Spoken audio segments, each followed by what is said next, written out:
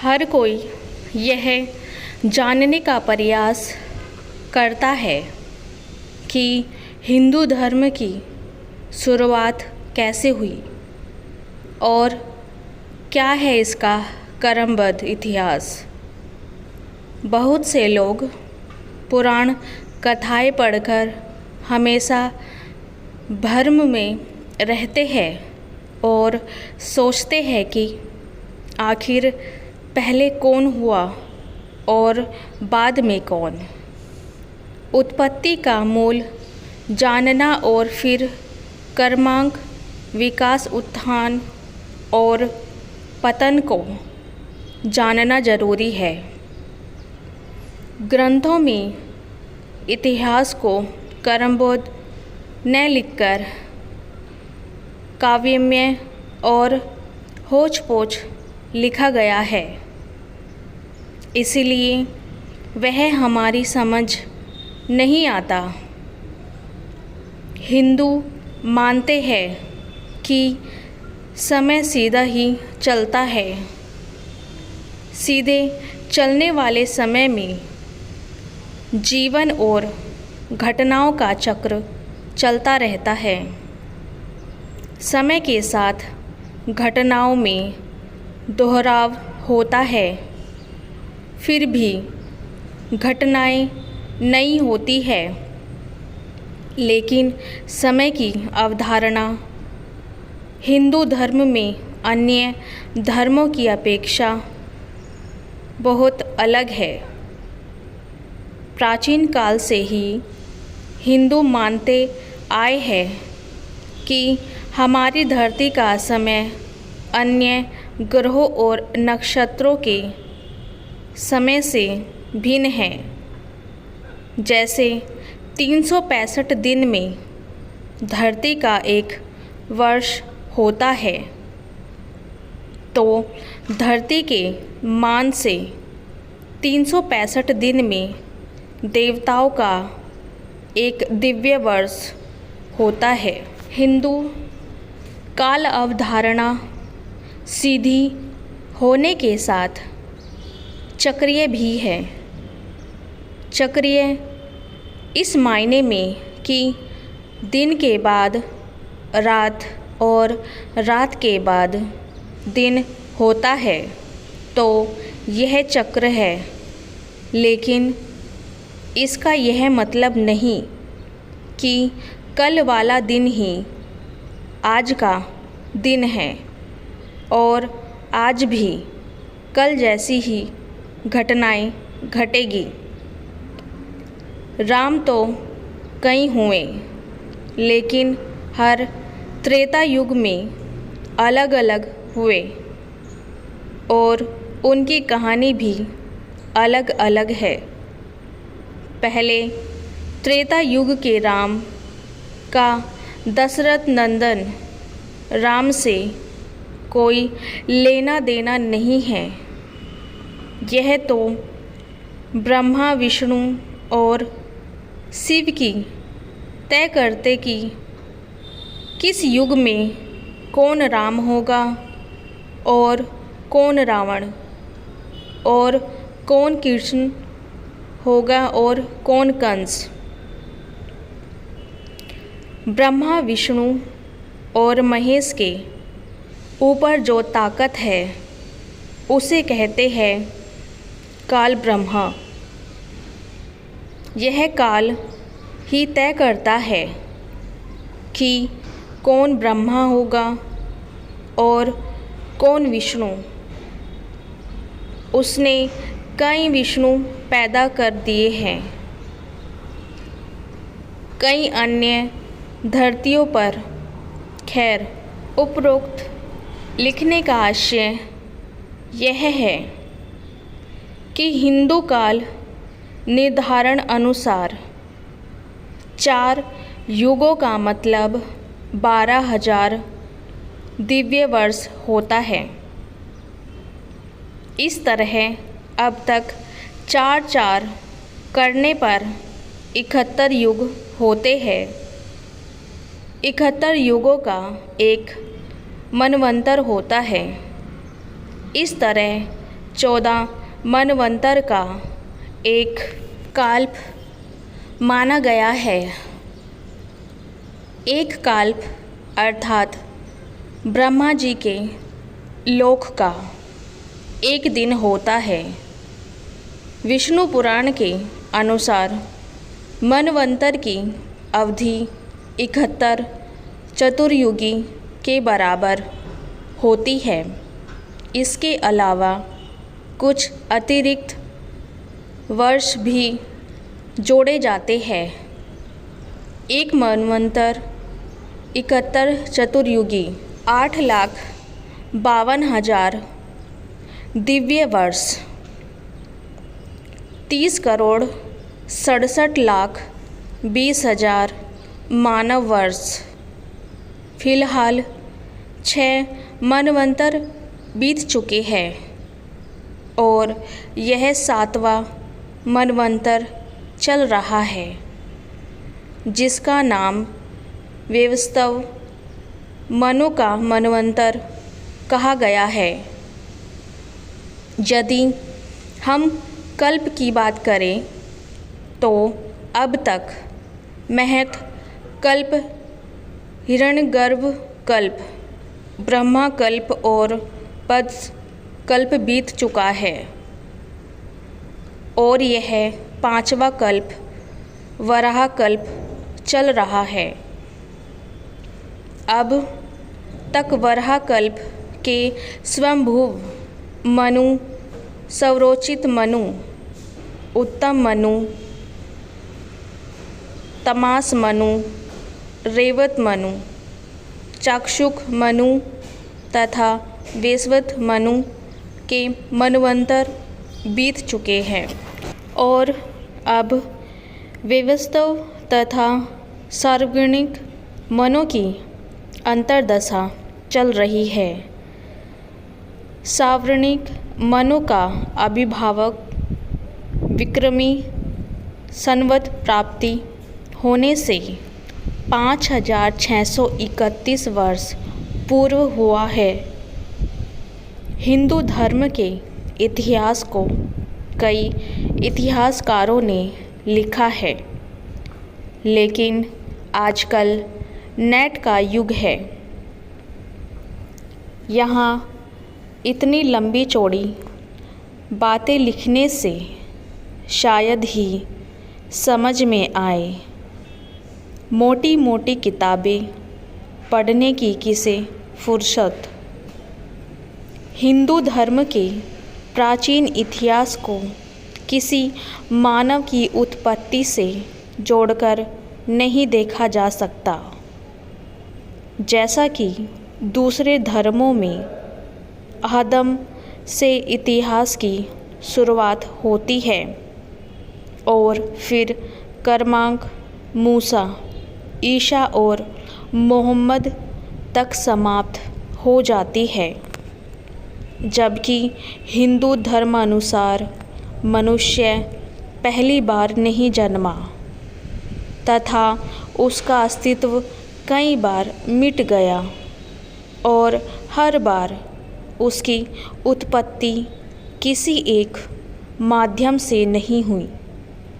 कभी उसको रचा गया तो कभी वह कर्म विकार के माध्यम से जन्मा तथा उसका अस्तित्व कई बार मिट गया और हर बार उसकी उत्पत्ति किसी एक माध्यम से नहीं हुई। कभी उसको रचा गया तो कभी वह कर्म विकास के माध्यम से जन्मा। इसलिए हमने पुराणों में से कुछ ऐसी कहानियाँ छांटी है जो आपको कर्मश इतिहास की रोचक जानकारी देंगी। नंबर 1, ब्रह्मा विष्णु महेश संभव मनु का काल। हालांकि ब्रह्म विष्णु और महेश की कथा को शिव के भक्तों ने शिव को आधार बनाकर लिखा, तो विष्णु के भक्तों ने विष्णु को आधार बनाकर। कहा जाता है कि एक बार जब भगवान शिव से जब पूछा गया कि आपके पिता कौन, तो उन्होंने ब्रह्मा का नाम लिया। और फिर पूछा गया कि ब्रह्मा के पिता कौन, उन्होंने विष्णु का नाम लिया। और जब उनसे पूछा गया कि विष्णु के पिता कौन, तो उन्होंने कहा कि मैं स्वयं जब सब कुछ प्रलय के कारण नष्ट हो गया, तो धरती लाखों वर्षों तक अंधकार में रही। फिर सूखी धरती पर जलावृत्ति हुई और यह धरती पूर्ण रूप से जल से भर गई। संपूर्ण धरती जलमग्न हो गई। जल में भगवान विष्णु की उत्पत्ति हुई। जब उन्होंने आंखें खोली तो नेत्रों से सूर्य की और हृदय से चंद्रमा की उत्पत्ति हुई। जल से विष्णु की उत्पत्ति होने के कारण उन्हें हिरण्याभ्य भी कहते हैं। हिरण्य अर्थात जल और नाभ अर्थात नाभि यानी जल की नाभि। इस नाभि से कमल की उत्पत्ति हुई और कमल जब जल के ऊपर खिला तो उसमें से ब्रह्मा की उत्पत्ति हुई। फिर उनके माथे से ही एक ज्योतिर्लिंग प्रकट हुआ, जो टूटकर जब बिखरा तो उसमें से महेश की उत्पत्ति हुई। दोनों ने पूछा, मैं कौन हूँ? तब विष्णु ने उनको सृष्टि के विस्तार का आदेश दिया। इस काल में एक और जहाँ जल में एक इंद्रिय और एक रंगी जीवों की उत्पत्ति हुई, वही असंख्य पौधों और लताओं की उत्पत्ति होती गई। इसी तरह मेरु पर्वत से सब कुछ जल हटा तो यही एक इंद्रिय जीव वहाँ फैलकर तरह तरह के रूप धरने लगे। ये जीव कर्म विकर्म के कर्म में शामिल हो गए। यह सब ब्रह्मा की घोर तपस्या और अथक प्रयास से संभव हुआ। तब ब्रह्मा ने एक ऐसे जीव की उत्पत्ति करने की सोची जो अन्य जलचर, थलचर और नभचर जीवों की अपेक्षा अधिक बुद्धिमान हो, अर्थात खुद ब्रह्मा की तरह हो। यह सोचकर उन्होंने पहले 4 सतन कुमारी को जन्म दिया, लेकिन वे कुछ नहीं कर पाए और वे चारों भी ब्रह्मा की तरह तपस्या में लीन हो गए। तब ब्रह्मा ने 10 मानस पुत्रों को उत्पन्न किया। वशिष्ठ, कृत्य, पुलह, पुलस्त्य, अंगिरा, अत्रि और मरीच आदि। और उनसे कहा कि आप मानव जीवन की उत्पत्ति करें, उनको शिक्षा दें और परमेश्वर का मार्ग बताएं। बहुत काल तक जब ये ऋषि तपस्या में लीन रहे तो यह देखकर स्वयं ब्रह्मा ने मानव रूप में स्वयंभव मनु और स्त्री रूप में शतरूपा जो जन्म दिया, उन्होंने तब उन दोनों से मानव जाति के विस्तार का आदेश दिया और कहा कि आप सभी धर्म संपन्न वेदवाणी का ज्ञान दें। वेद ईश्वर की वाणी है। इस वाणी को सर्वप्रथम 4 कर्म ऋषियों ने सुना। 1 अग्नि, 2 वायु, 3 अंगिरा और 4 आदित्य। परंपरागत रूप से इस ज्ञान को स्वयंभव मनु ने अपने कुल के लोगों को सुनाया। फिर सवरोचिस, फिर ओतमिति, फिर तमास मनु, फिर रेवत और फिर चाक्षुष मनु ने इस ज्ञान को अपने कुल और समाज के लोगों को सुनाया। बाद में इस ज्ञान को वेदव्रत मनु ने अपने पुत्रों को दिया। इस तरह परंपरा से प्राप्त यह ज्ञान श्री कृष्ण तक पहुंचा। हिंदू धर्म की शुरुआत की कहानी में सबसे पहले ब्रह्मा और उनके पुत्रों की कहानी का अधिक महत्व है। उसके बाद विष्णु और महेश के शिष्यों और भक्तों की कहानी का अधिक महत्व है। महेश ने ब्रह्मा के पुत्र दक्ष की बेटी सती से विवाह किया और विष्णु ने ब्रह्मा के पुत्र भृगु की बेटी लक्ष्मी से विवाह किया। इस तरह ब्रह्मा, विष्णु और महेश ने संपूर्ण धरती पर देव, दैत्य, दानव, राक्षस, मानव, किन्नर, वानर, नाग, मल आदि हजारों तरह के जीवों की रचना की। उल्लेखनीय है कि संभव मनु के कुल में भगवान ऋषभदेव हुए।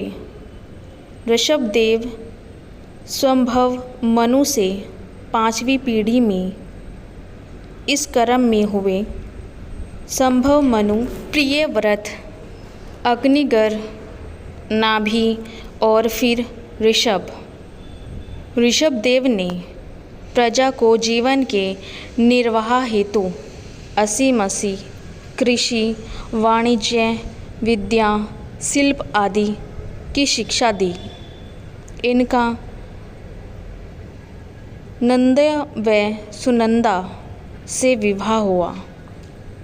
इनके भरत व बाहुबली आदि 100 पुत्र हुए।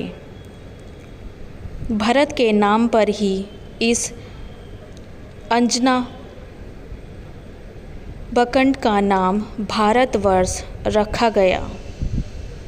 ऋषि कश्यप, हिरण्यकश्यप और हिरण्याक्ष जैसे कि हम पहले बता चुके हैं कि संपूर्ण धरती पर पहले जल ही था। जल जब हटा तो धरती का सर्वप्रथम हिस्सा जो प्रकट हुआ वह मेरु पर्वत के आसपास का क्षेत्र था।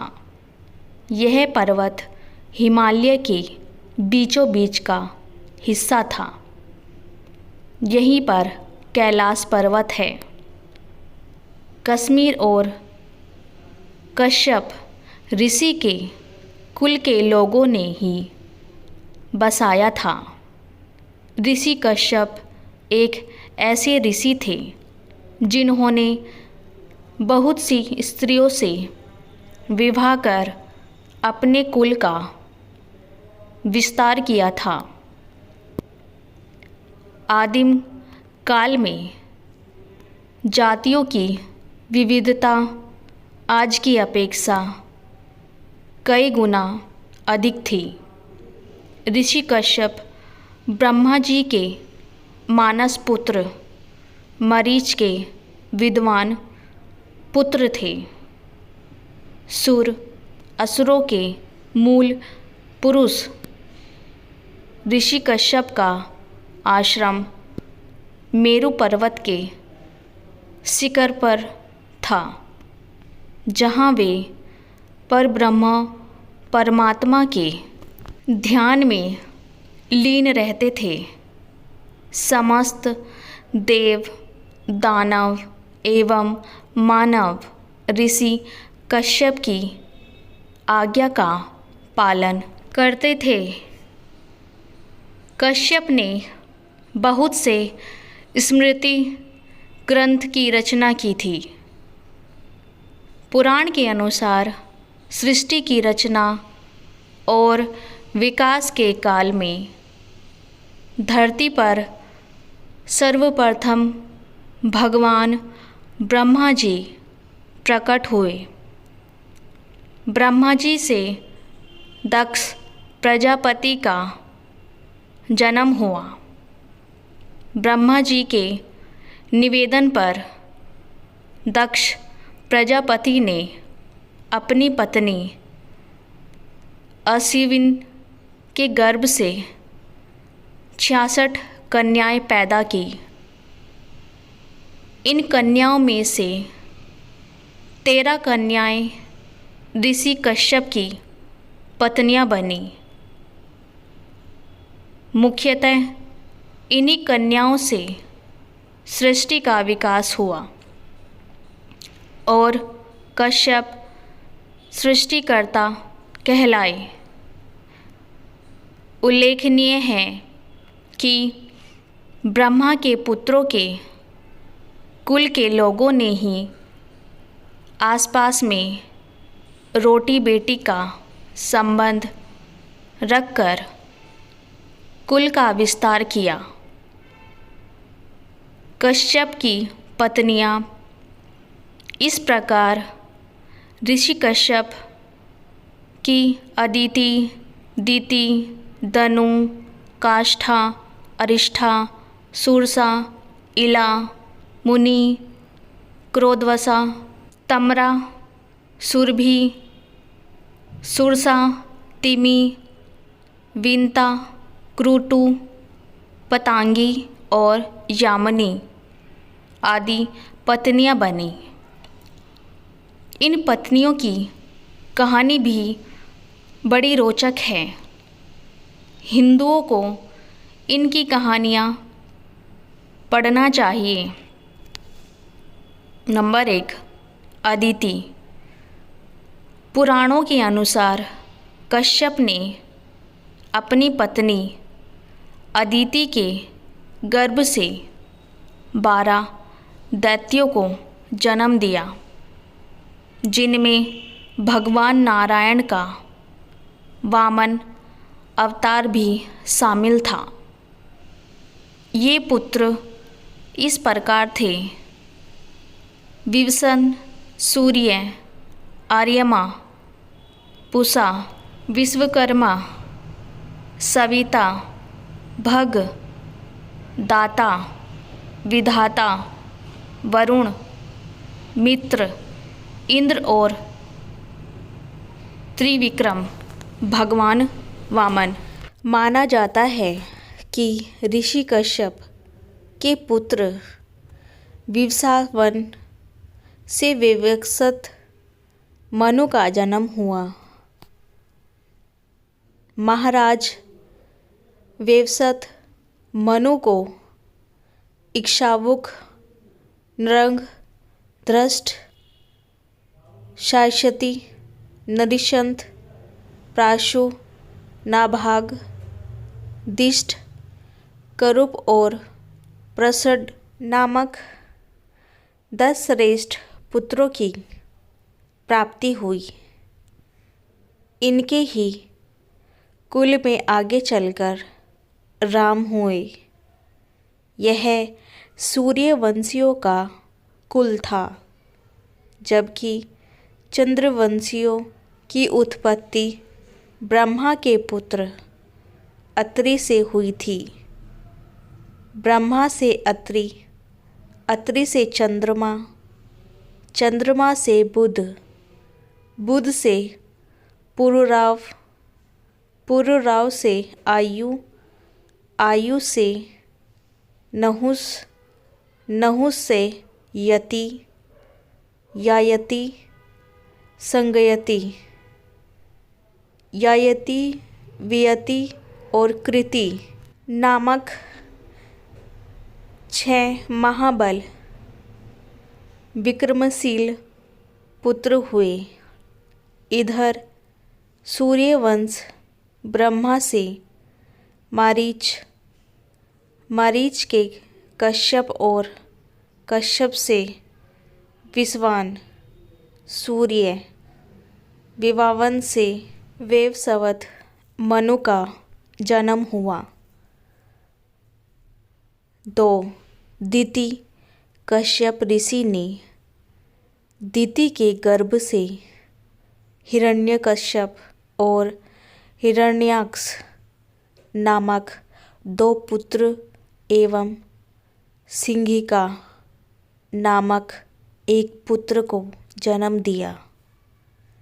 श्रीमद्भगवत गीता के अनुसार इन 3 संतानों के अलावा दिति के गर्भ से कश्यप के 49 अन्य पुत्रों का जन्म भी हुआ, जो कि मरुदंड कहलाए।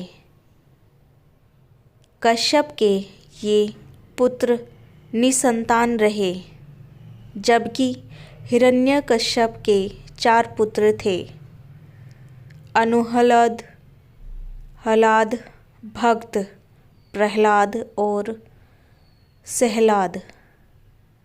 देवासुर, संग्राम उक्त दोनों के पुत्रों को सुर और असुर कहा जाता है। दोनों के ही पुत्रों में धरती पर स्वर्ग के अधिकार को लेकर घनघोर युद्ध होता था। माना जाता है कि देवासुर संग्राम लगभग 12 बार हुआ। इन दोनों के पुत्रों में अदिति के पुत्र इंद्र और विवस्वान की प्रतिनिधि दिति के पुत्र हिरण्यकश्यप और हिरण्याक्ष से चलती रहती थी। अदिति के पुत्र वरुण देव और असुर दोनों को ही प्रिय थे, इसलिए उनको असुरों का समर्थक भी माना गया है। वरुण देव जल के देवता है। हिरण्याक्ष, हिरण्याक्ष भयंकर दैत्य था। वह तीनों लोकों पर अपना अधिकार चाहता था। हिरण्याक्ष का दक्षिण भारत पर राज था। ब्रह्मा से युद्ध में अजय और अमरता का वर मिलने के कारण इसका धरती पर आतंक हो चला था। हिरण्याक्ष भगवान वराहुपी विष्णु के पीछे लग गया था और वह उनके धरती निर्माण के कार्य की खिल्ली उड़ाकर उनको युद्ध के लिए ललकारता था। वरह भगवान ने जब रसालत से बाहर निकलकर धरती को समुद्र के ऊपर स्थापित कर दिया, तब उनका ध्यान हिरण्यक्ष पर गया। यदि वरह के साथ भी महाप्रबल वरह सेना थी, उन्होंने अपनी सेना को लेकर हिरण्याक्ष के क्षेत्र पर चढ़ाई कर दी और विंध्यगिरि के पाद प्रसूत जल समुद्र को पार कर उन्होंने हिरण्याक्ष के नगर को घेर लिया। संगमरनेर में महासंग्राम हुआ और अंततः हिरण्याक्ष का अंत हुआ। आज भी दक्षिण भारत में भगवान विष्णु का भक्त था। हिरण्यकश्यप को यह अच्छा नहीं लगता था। हिरण्याक्ष की तरह वह चाहता था कि संपूर्ण धरती के देव, दानव और मानव मुझे ईश्वर माने। हिरण्यकश्यप को मारने के लिए भगवान विष्णु ने नरसिंह का अवतार लेना पड़ा। भक्त प्रहलाद की कहानी से आप सभी अवगत हैं।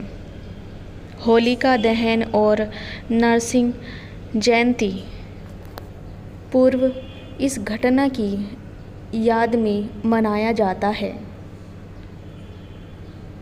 बाली वामन महाबली अजर अमर था। कहते हैं कि वो आज भी धरती पर रहकर देवताओं के विरुद्ध कार्य में लिप्त है। पहले उसका स्थान दक्षिण भारत के महाबलीपुरम में था, लेकिन मान्यता अनुसार अब मरुभूमि अरब में है, जिसे प्राचीन काल में पाताल लोक कहा जाता है। अहिरावण भी वहीं रहता था। समुद्र मंथन में उसे घोड़ा प्राप्त हुआ था, जबकि इंद्र को हाथी। उल्लेखनीय है कि अरब में घोड़ों की तादाद ज़्यादा थी और भारत में हाथियों की। शिव भक्त असुरों के राजा बलि की चर्चा पुराणों में होती है। वह अपार शक्तियों का स्वामी लेकिन धर्मात्मा था। वह मानता था कि देवताओं और विष्णु ने उसके साथ छल किया। हालांकि बलि विष्णु का भी भक्त था।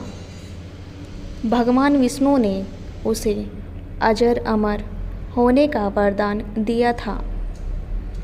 हिरण्यकश्यप के 4 पुत्र थे, अनुहद, अहद, भक्त प्रहलाद और सनहद। प्रहलाद के कुल में विरोचन के पुत्र राजा बलि का जन्म हुआ था कि मेरे पूर्वज विष्णु भक्त थे, लेकिन वह यह भी जानता था कि मेरे पूर्वजों को विष्णु ने ही मारा था। इसलिए बाली के मन में देवताओं के प्रति द्वेष था। उसने शुक्राचार्य के सानिध्य में रहकर स्वर्ग पर आक्रमण करके देवताओं को खदेड़ दिया था। वह तीनों लोकों का स्वामी बन बैठा था। देवताओं के कहने पर वामन रूप विष्णु ने दानवीर बाली के समक्ष ब्राह्मण रूप में उपस्थित होकर उससे 3 पंग भूमि मांग ली थी। वामन ने 2 पंग में तीनों लोग नापकर पूछा, अब तीसरा पग कहाँ रखूं? तो बाली ने कहा कि प्रभु, अब मेरा सिर ही बचा है, आप इस पर पग रख दे। बाली के इस वचन को सुनकर और उसकी दानवीरता को देखते हुए भगवान वामन ने उनको पाताल लोक का राजा बनाकर अमरता का वरदान दे दिया। इस तरह इंद्र और अन्य देवताओं को फिर से स्वर्ग का साम्राज्य मिल गया था। इंद्र बाली। समुद्र मंथन की कथा सभी जानते हैं। राजा बाली के हाथ से जब वामन ने दान के कारण स्वर्ग का राज्य चला गया, तब कुछ काल बाद एक घटना घटी। दुर्वासा ऋषि की परिजात पुष्पमाला का इंद्र ने उचित सम्मान दिया, तो इससे रुष्ट होकर उन्होंने इंद्र को श्रीहीन होकर स्वर्ग से वंचित होने का श्राप दे डाला। यह समाचार लेकर शुक्राचार्य दैत्यराज बाली के दरबार में पहुँचे। वे दैत्यराज बाली को कहते हैं कि इस अवसर का लाभ उठाकर असुरों को तुरंत आक्रमण करके स्वर्ग पर अधिकार कर लेना चाहिए। ऐसा ही होता है। दैत्यराज बाली स्वर्ग पर आक्रमण का देवताओं को वहाँ से खदेड़ देता है। इधर असुरों से पराजित देवताओं की दुर्दशा का समाचार लेकर नारद ब्रह्मा के पास जाते हैं और फिर नारद सहित सभी देवतागण भगवान विष्णु के पास पहुंच जाते हैं। भगवान विष्णु सभी को लेकर देवादिदेव महादेव के पास पहुंच जाते हैं। सभी निर्णय लेते हैं कि समुद्र का मंथन अमृत प्राप्त किया जाए और वह अमृत देवताओं को पिलाया जाए, जिससे कि वे अमर हो जाए और फिर वे दैत्यों से युद्ध लड़े। विंशव मनु मत्स्य पुराण में उल्लेख है कि सत्यव्रत नाम के राजा एक दिन कृतमाला नदी में जल से दर्पण कर रहे थे। उस समय उनकी अंगुली में एक छोटी सी मछली आ गई। सत्यव्रत ने मछली को नदी में डाल दिया, तो मछली ने कहा कि इस जल में बड़े जीव जंतु मुझे खा जाएंगे। यह सुनकर राजा ने मछली को फिर जल से बाहर निकाला और अपने कमंडल में रख लिया और आश्रम ले आए। रात भर में वह मछली बढ़ गई। तब राजा ने उसे बड़े मटके में डाल दिया। मटके में भी वह बढ़ गई, तो उसे तालाब में डाल दिया और तब अंत में सत्यव्रत ने जान लिया कि यह कोई मामूली मछली नहीं है, ज़रूर इसमें कुछ बात है। तब उन्होंने उसे ले जाकर समुद्र में डाल दिया। समुद्र में डालते समय मछली ने कहा कि समुद्र में मगरमच्छ रहते हैं, मुझे वहाँ मत छोड़िए। लेकिन राजा ने हाथ जोड़कर कहा कि आप मुझे कोई मामूली मछली नहीं जान पड़ती है। आपका आकार तो अप्रत्याशित तेज़ी से बढ़ रहा है। बताइए कि आप कौन हैं? तब मछली रूप में भगवान विष्णु ने प्रकट होकर कहा कि आज से 7वें दिन प्रलय अधिक वर्षों से के कारण पृथ्वी समुद्र में डूब जाएगी। तब मेरी प्रेरणा से तुम एक बहुत बड़ी नौका बनाओ और जब प्रलय शुरू हो तो तुम सप्त ऋषियों सहित सभी प्राणियों को लेकर नौका में बैठ जाना तथा सभी अनाज उसी में रख लेना। अन्य छोटे बड़े बीज भी रख लेना। नाव पर बैठकर लहरते महासागर में विचर करना। प्रचंड आंधी के कारण नौका डगमगा जाएगी। तब मैं इसी रूप में आ जाऊंगा। तब वासुकी नाग द्वारा उस नाव को मेरे सींग में बांध लेना। जब तक ब्रह्मा की रात रहेगी मैं नाव समुद्र में खींचता रहूँगा। उस समय जो तुम प्रश्न करोगे मैं उत्तर दूँगा। इतना कह मछली गायब हो गई। राजा तपस्या करने लगे। मछली का बताया हुआ समय आ गया। वर्षा होने लगी।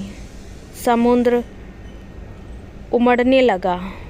तभी राजा ऋषियों अन्य बीजों को लेकर नौका में बैठ गए और फिर भगवान रूपी वही मछली दिखाई दी जिसके सींग में नाव बांध दी गई। और फिर भगवान रूपी वही मछली दिखाई दी, उसके सींग में नाव बांध दी गई और मछली से पृथ्वी और जीवों को बचाने की स्तुति करने लगे। मछली रूपी विष्णु ने उसे आत्मतत्व का उपदेश दिया। मछली रूपी विष्णु ने अंत में नौका को हिमालय की चोटी से बांध दिया। नाव में ही बैठे बैठे प्रलय का अंत हो गया।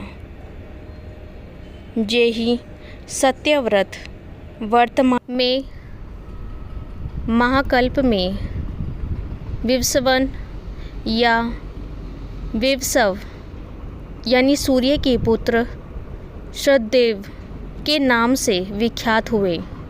वही वेवशब्द मनु के नाम से भी जाने गए। माना जाता है कि राजा बाली के लगभग 3500 वर्ष बाद धरती पर जल प्रलय हुआ था। जल प्रलय के बाद धीरे धीरे जल उतरने लगा और त्रिविष्टप यानी कि तिब्बत या देवलोक से वैवस्वत मनु 6673 ईसा पूर्व के नेतृत्व में पृथ्वी पीढ़ी के मानवों देवों का मेरु प्रदेश में अवतरण हुआ।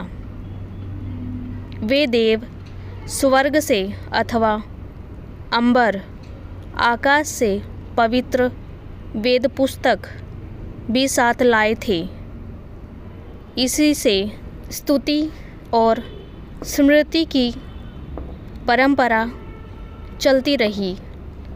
वैवस्वत मनु के समय ही भगवान विष्णु का मत्स्य अवतार हुआ। वैवस्वत मनु के 10 पुत्र थे। इल, इक्ष्वाकु, कुशनाम, अरिष्ट, धृष्ट, नरियंत, क्रूस, महाबली, शरायती और पृष्ठ पुत्र थे।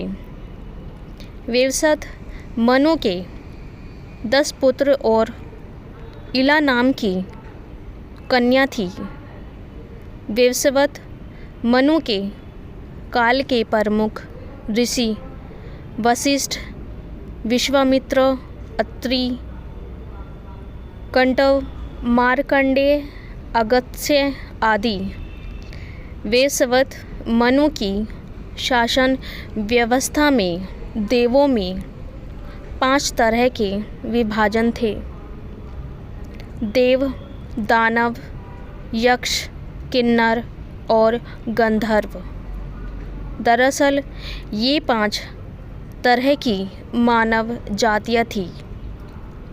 प्रारंभ में ये सभी जातियाँ हिमालय से सटे क्षेत्रों में ही रहती थी।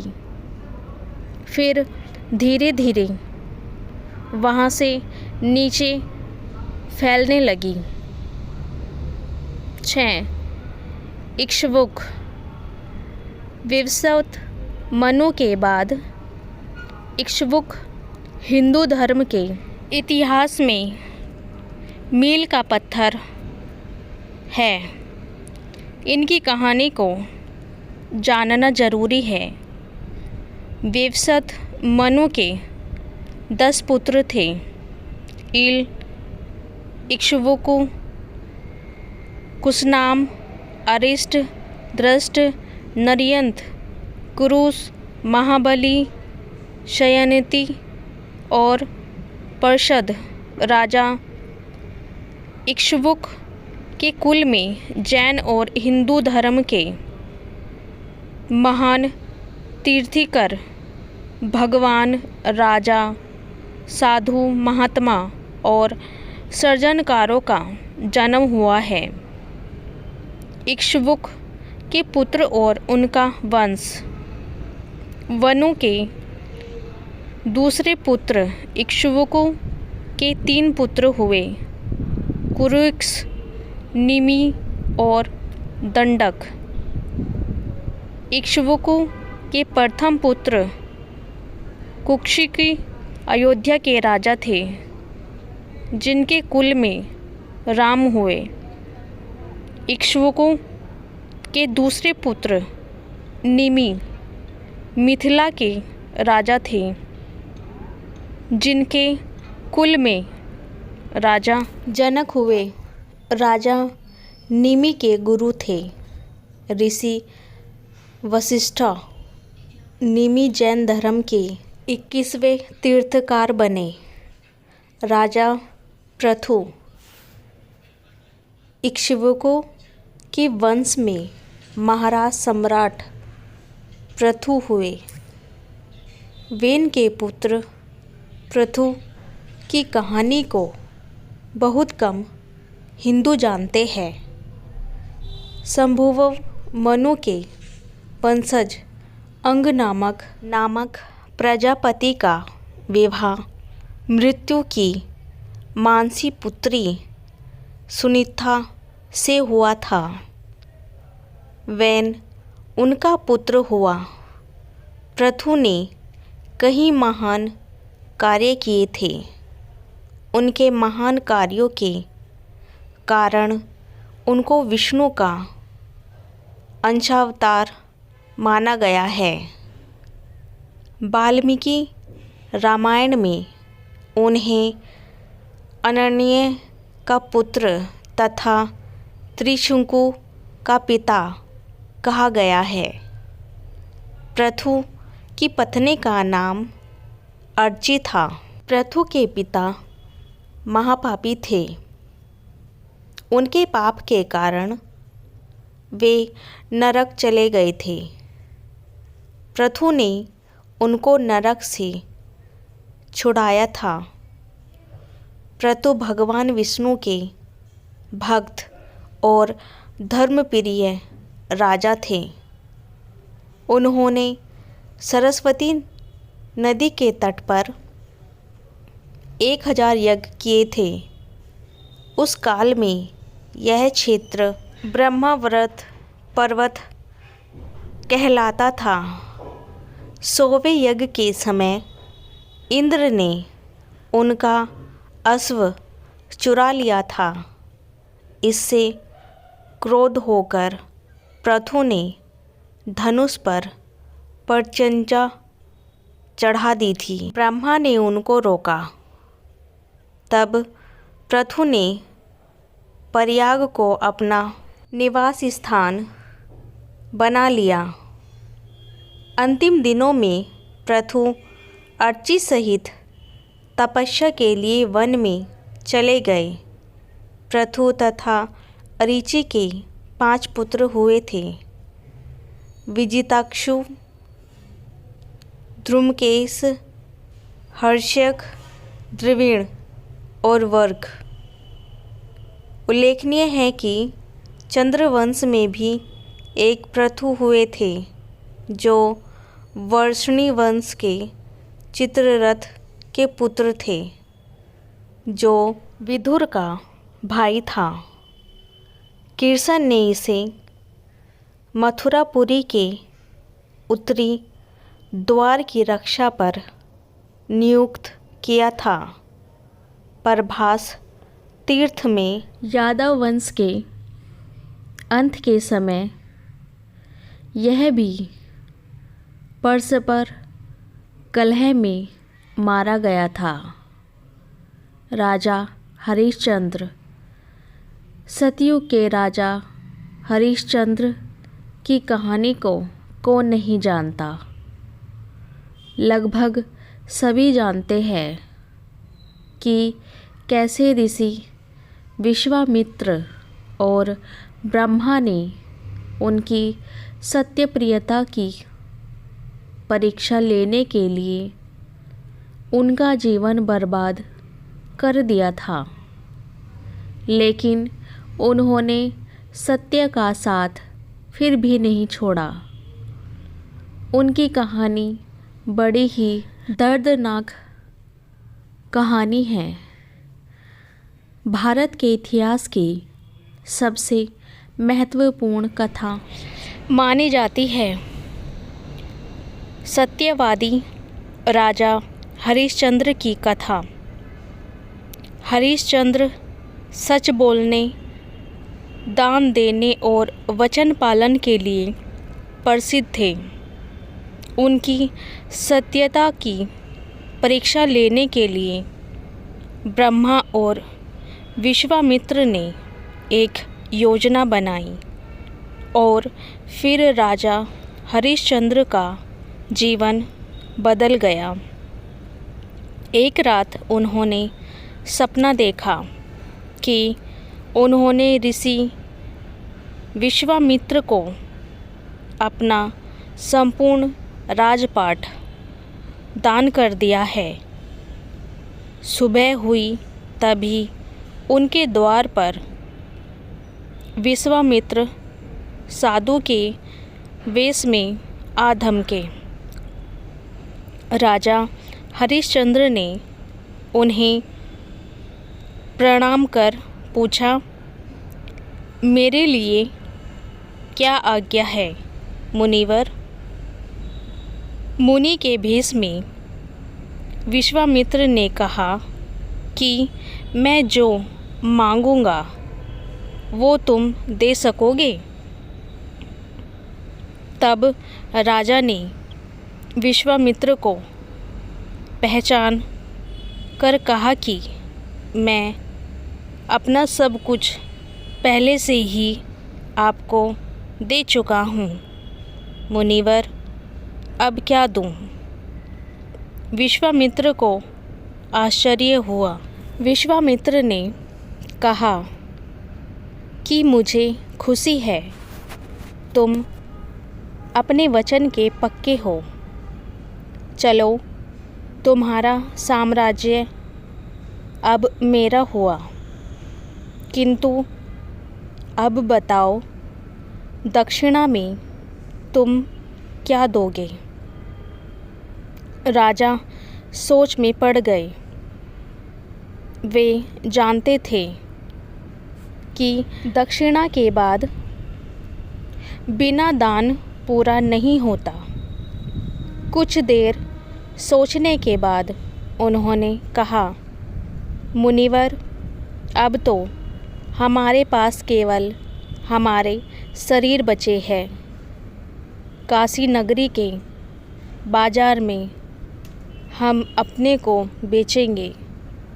जो मूल्य मिलेगा वही आपकी दक्षिणा होगी। राजा ने अपने पुत्र और अपनी पत्नी सहित खुद को काशी की मंडी में बेच दिया और उस रकम को विश्वामित्र को दक्षिणा में दे दिया।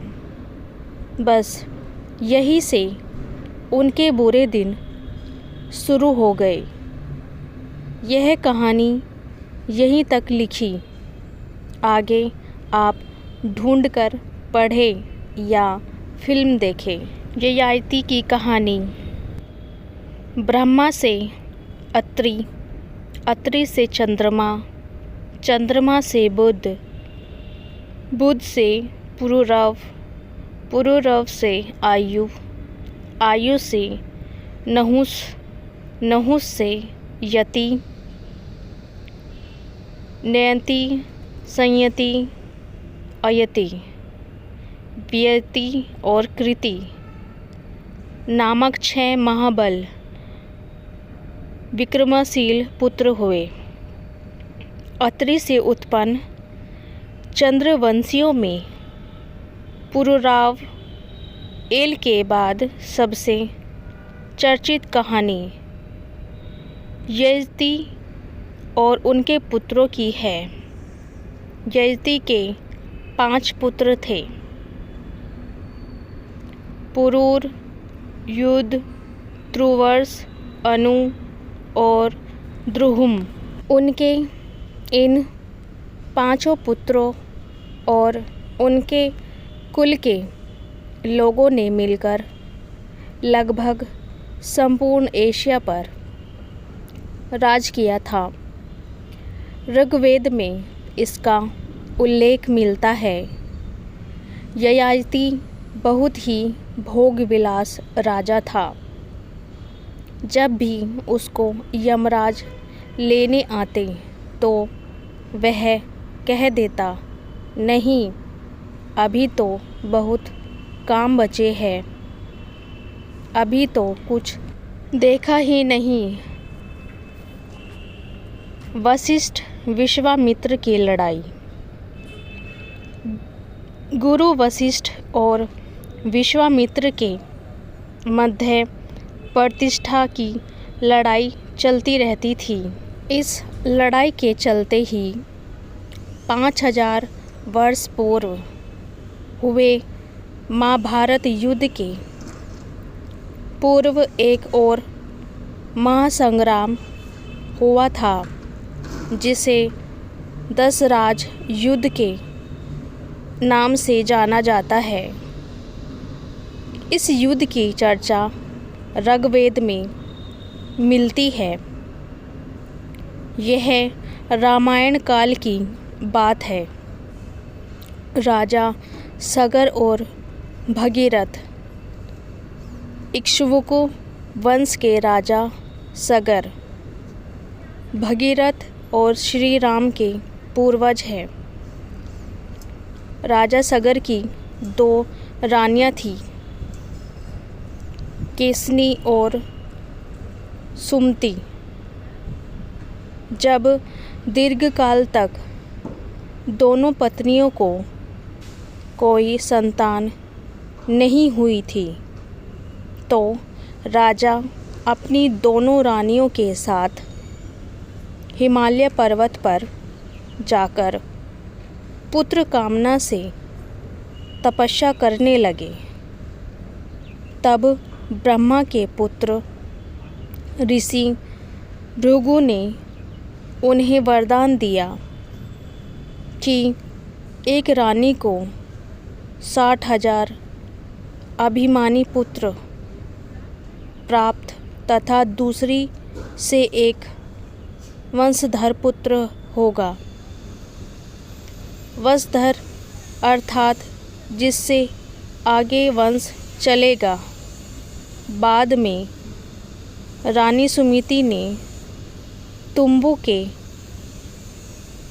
आकार के एक गर्भपिंड को जन्म दिया। वह सिर्फ एक महज पिंड था। राजा सगर निराश होकर उसे फेंकने लगे। तभी आकाशवाणी हुई, सावधान राजा, इस तुम्बु में 60,000 बीज है। घी से भरे एक एक मटके में एक एक बीज सुरक्षित रखने पर अंतरकाल में 60,000 पुत्र प्राप्त होंगे।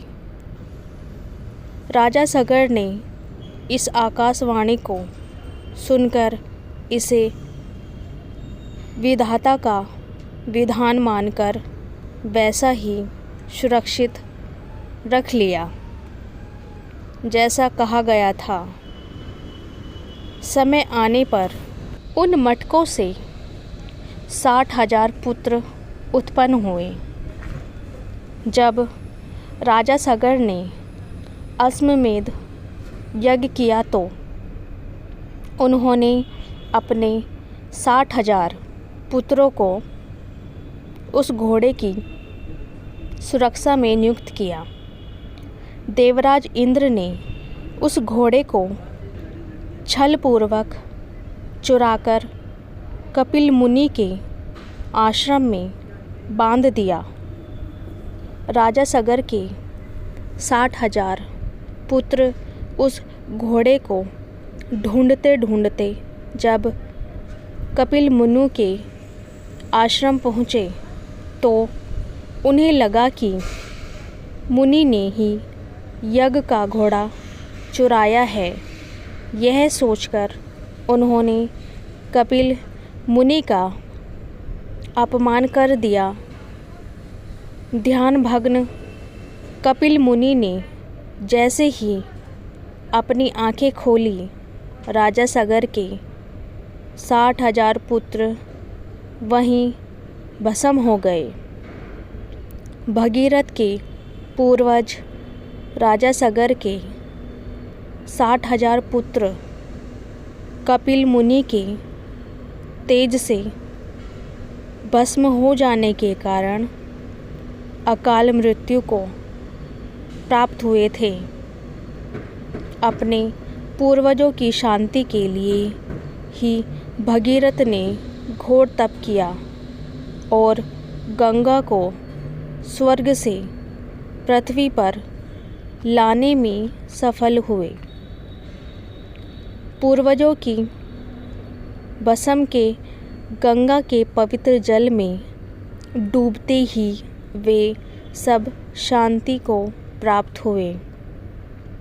राजा भगीरथ के कठिन प्रयासों और तपस्या से ही गंगा स्वर्ग से पृथ्वी पर आई थी।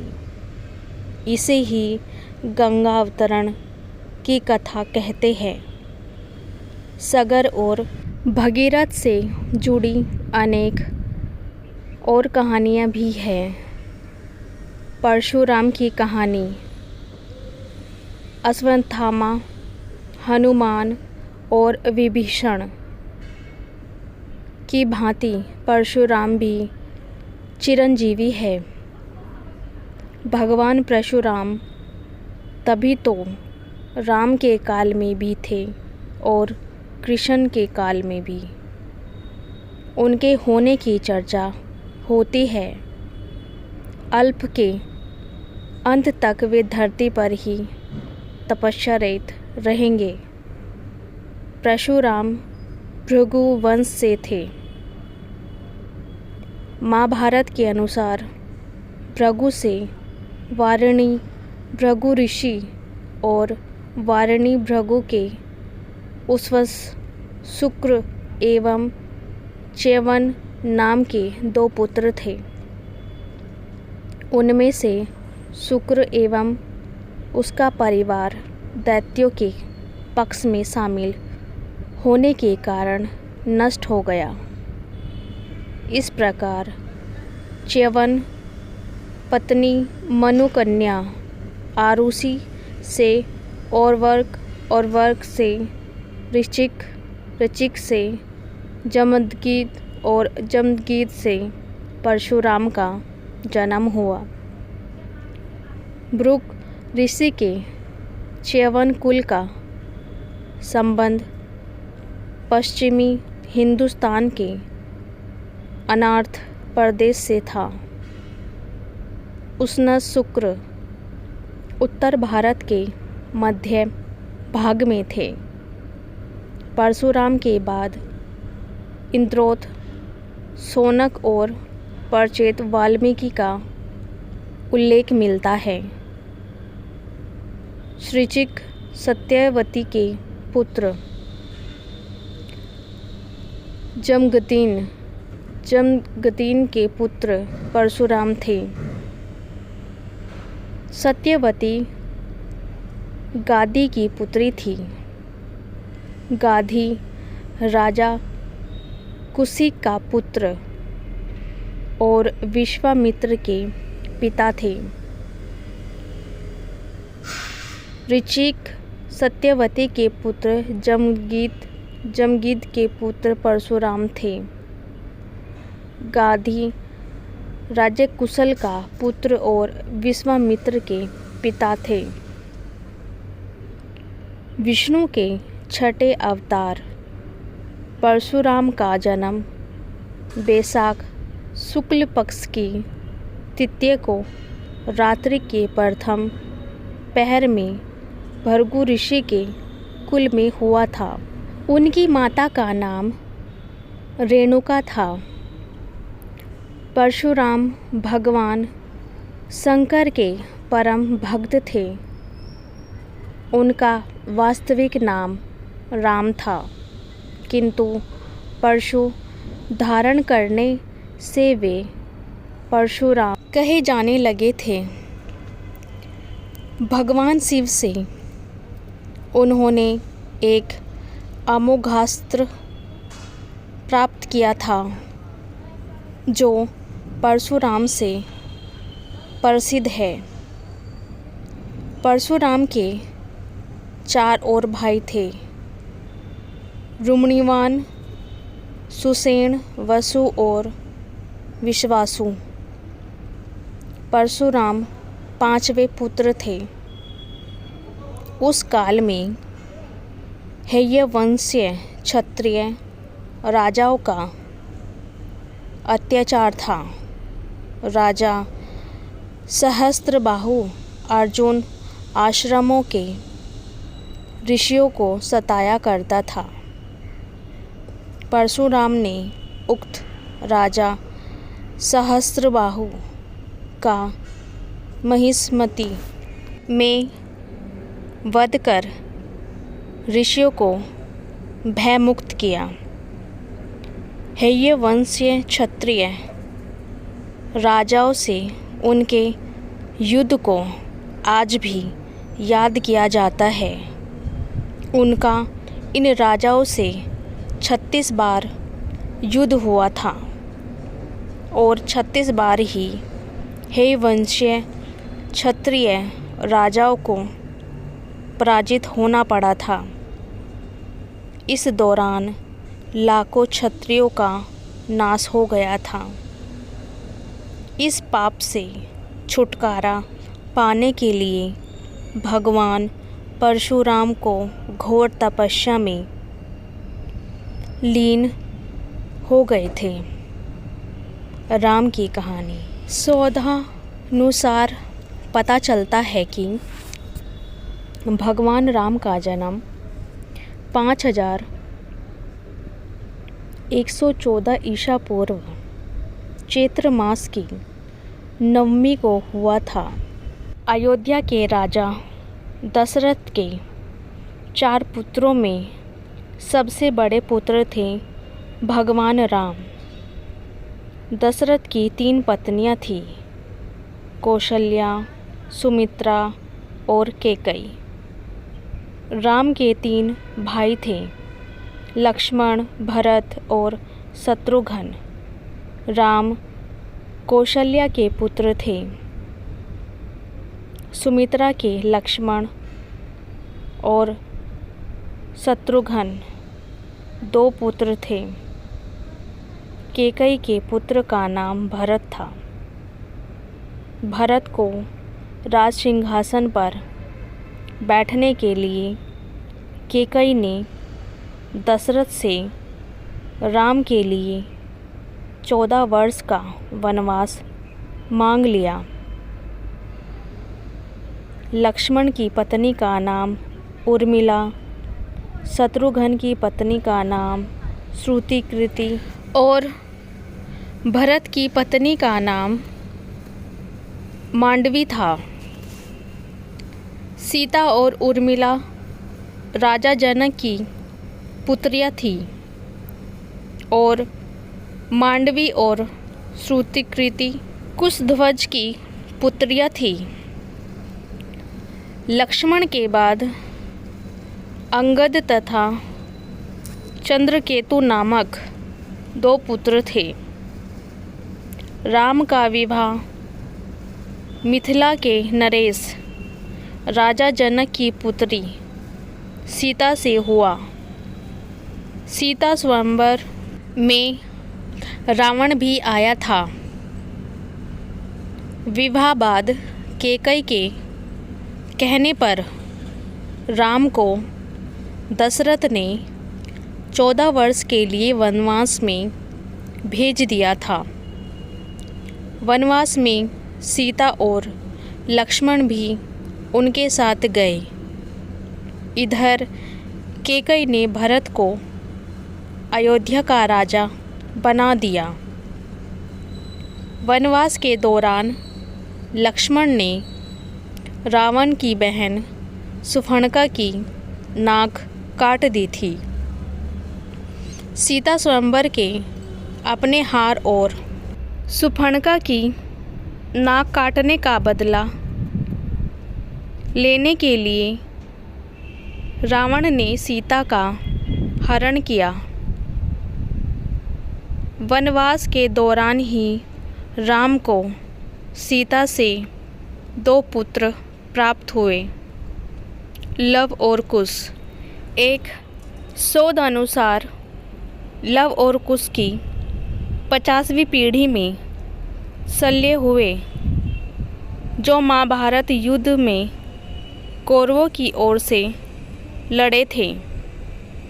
राम ने सीता को रावण के चंगुल से छुड़ाने के लिए संपत्ति, हनुमान, सुग्रीव, विभीषण, मेंध, द्विविद, जंबद, नल, नीर, तार, अंगद, भूर्म, सुमेण, केसरी, गज, पनस, विनत, रंभ, सर्ब, महाबली, कंपन, दक्षिमुख, गव्य और गंधमदन आदि की सहायता से सेतु बनाया और लंका पर चढ़ाई कर दी। लंका में घोर युद्ध हुआ और पराक्रमी रावण का वध हो गया। तब पुष्पक विमान द्वारा रावण सीता सहित पुनः अयोध्या आ गए। इसे सारे घटनाक्रम में हनुमान जी ने राम का बहुत साथ दिया, इसलिए हनुमान जी राम के अन्य सहायक और भक्त सिद्ध हुए। भगवान राम को हनुमान शम्मुख पर्वत के पास मिले थे। महत्वपूर्ण घटनाक्रम गुरु वशिष्ठ से शिक्षा दीक्षा लेना, विश्वामित्र के साथ वन में ऋषियों के यज्ञ की रक्षा करना और राक्षसों का वध, राम स्वयंवर, शिव का धनुष तोड़ना, वनवास, केवट से मिलन, लक्ष्मण द्वारा सुफर्णका की नाक काटना, खर और दूषण का वध, लक्ष्मण द्वारा लक्ष्मण रेखा खींचना, स्वर्ण हिरण मारीच का वध, सीता हरण जटायु से मिलन, कंबद का वध, सबरी से मिलन, हनुमान जी से मिलन, सुग्रीव से मिलन, दुतुभी और बाली का वध, संपाति द्वारा सीता का पता बताना, अशोक वाटिका में हनुमान द्वारा सीता को राम की अंगूठी देना, हनुमान द्वारा लंका दहन, सेतु का निर्माण, लंका में रावण से युद्ध, लक्ष्मण का मूर्छित होना, हनुमान द्वारा संजीवनी लाना और रावण का वध, पुष्पक विमान से अयोध्या आगमन, राम की जल समाधि। अयोध्या आगमन के बाद राम ने कई वर्षों तक अयोध्या का राजपाट संभाला और इसके बाद गुरु वशिष्ठ व ब्रह्मा ने उनको संसार से मुक्त हो जाने का आदेश दिया। एक घटना के बाद उन्होंने जल समाधि ले ली थी। कृष्ण की कहानी, न कोई मरता है और न ही कोई मारता है, सभी निमित्त मात्र है। सभी प्राणी जन्म से पहले बिना शरीर के थे, मरने के उपरांत वे बिना शरीर वाले हो जाएंगे। यह तो बीच में ही शरीर वाले देखे जाते हैं, फिर इनका शौक क्यों करें। कृष्ण की कहानी भारत और हिंदू धर्म की संपूर्ण कहानी है। महाभारत को पढ़ना हिंदू धर्म और भारत को पढ़ाना है। हिंदू मान्यता अनुसार विष्णु ने 8वें मनु विवत्सव के मनांतर के 28वें द्वापर में 8वें अवतार कृष्ण के रूप में देवकी के गर्भ से मथुरा के कारागार में जन्म लिया था। उनका जन्म भाद्रपद के कृष्ण पक्ष की रात्रि के 7 मुहूर्त निकल गया और 8वां उपस्थिति हुई। तभी आधी रात के समय सबसे शुभ लगन में हुआ। उस लग्न पर केवल शुभ ग्रहों की दृष्टि थी। रोहिणी नक्षत्र तथा अष्टमी तिथि के संयोग से जयंती नामक योग में ईसा से लगभग 3200 वर्ष पूर्व उनका जन्म हुआ। ज्योतिषियों के अनुसार उस समय शून्य रात 12 बजे था। भगवान कृष्ण के जीवन को संपूर्ण जानने के लिए महाभारत, भागवत पुराण, ब्रह्मवेत्र पुराण आदि पढ़े। हे धनंजय, मुझसे भिन्न दूसरा कोई भी परम कारण नहीं है। माया द्वारा जिसका ज्ञान हरा जा चुका हो, ऐसे आसुर स्वभाव को धारण किए हुए मनुष्य में नीच दूषित कर्म करने वाले मूढ़ लोग मुझको नहीं भाते। गीता महाभारत के बाद धीरे धीरे धर्म का केंद्र तक्षशिला पेशावर में घटकर मगध के पाटलिपुत्र में आ गया।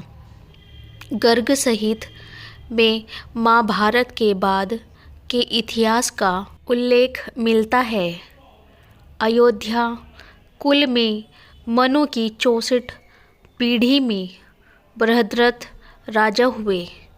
उनके वंश के राजा सोमति, श्रुतसव, अयुत्यु, निर्मित्र, सुकृत, बृहत्कर्म, सेनाजीत, विभु, सूचि, अक्षेम, सुव्रत, निवृत्त, त्रिनेत्र, महासेन, सुमति, अचल, सुनेत्र, सत्यजीत, वीरजीत और अहिर्य हुए। इन्होंने मगध पर अक्षेम धर्म से पूर्व राज किया था। बृहद्रथ जरासंध वंश के रूप में 3233 वीपूर्व से रिपुंजय तक चला। शत्रुंजय के समय श्री कृष्ण वंश ब्रज नाम का राज्य चला। बाद में यादवों के वंश मिथिला, मगध, विदर्भ, गोंडल, जैसलमेर, करौली, काठियावाड़, सतारा, दक्षिण मथुरा, पांड्य देश, पल्लव और विभिन्न खंडों में बिखर गए। महाभारत के बाद कुरु वंश का अंतिम राजा निचुक्स था। पुराणों के अनुसार हस्तिनापुर नरेश निचुक्स ने, जो परीक्षित का वंशज युधिष्ठिर से 7वीं पीढ़ी में था, हस्तिनापुर के गंगा द्वार बढ़ा दिया जाने पर अपनी राजधानी वत्स्य देश की कौशाम्बी नगरी को बनाया। इसी वंश की 24वीं-26वीं पीढ़ी में बुद्ध के समय में कौशाम्बी का राजा उदयन था।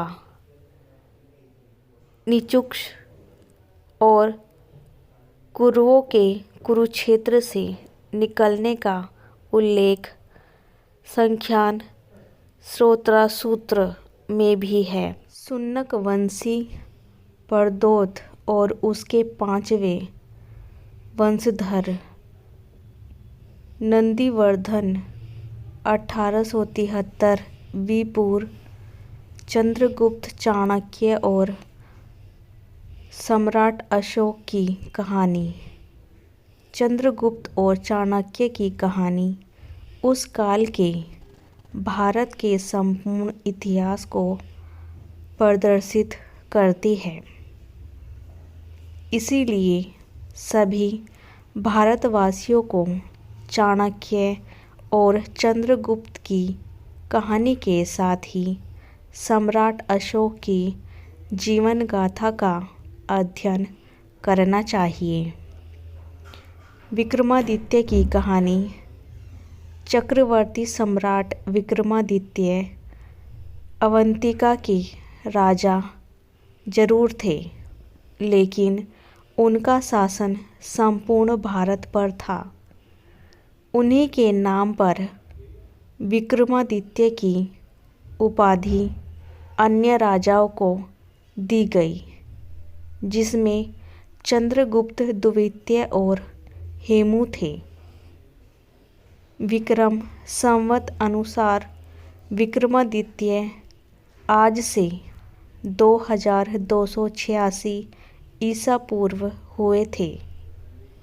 विक्रमादित्य का नाम विक्रमसेन था। नाबोवान के पुत्र राजा गंधर्वसेन भी चक्रवर्ती सम्राट थे। गंधर्वसेन के पुत्र विक्रमादित्य और भर्तृहरि थे। कलिकाल के 3000 वर्ष बीत जाने पर 101 ईसा पूर्व सम्राट विक्रमादित्य का जन्म हुआ। उन्होंने 100 वर्ष तक राज किया।